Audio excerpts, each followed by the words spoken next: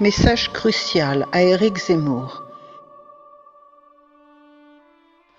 Éric, tu nous as dit qu'il n'y avait pas de souveraineté européenne parce qu'il n'y a pas de peuple européen.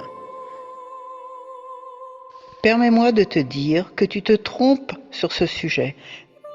Mais ce n'est pas de ta faute, car tu répètes comme tout un chacun le formatage républicain cosmopolite et que tu es sous l'influence importante de ton entourage souverainiste. Si on veut voir disparaître à tout jamais l'antisémitisme, il faut que ceux qui sont influents dans la société reconnaissent l'existence de notre peuple aux racines indo-européennes sans passer pour cela par la religion chrétienne et le culte forcé de l'assimilation républicaine.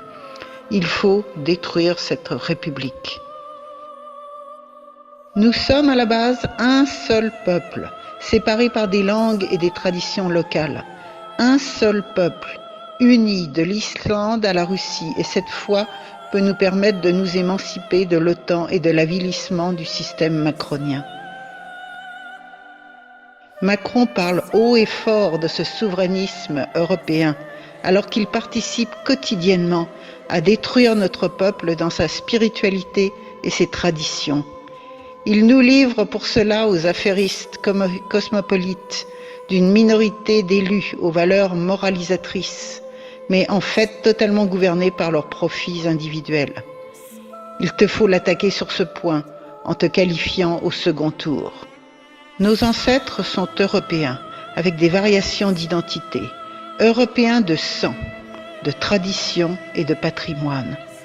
Il faut lui dire qu'il nous ment et non pas prôner une souveraineté française comme seule solution, parce que sinon tu perdras les élections, les Français ne voyant plus l'avenir que par la nouvelle Europe.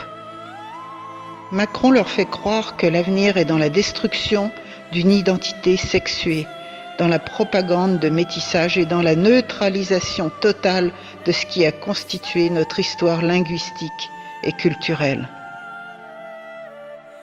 Il faut en finir avec tout cela pour qu'une majorité d'extra-européens retourne dans le giron de leur terre.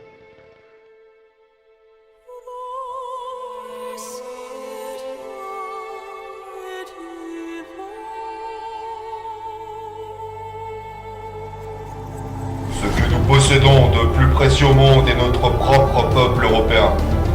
Et pour l'Europe unie, et au nom de son peuple, nous lutterons à tout jamais, sans fléchir le genou, sans perdre courage, et surtout sans jamais succomber au désespoir, jusqu'au jour béni de la victoire européenne.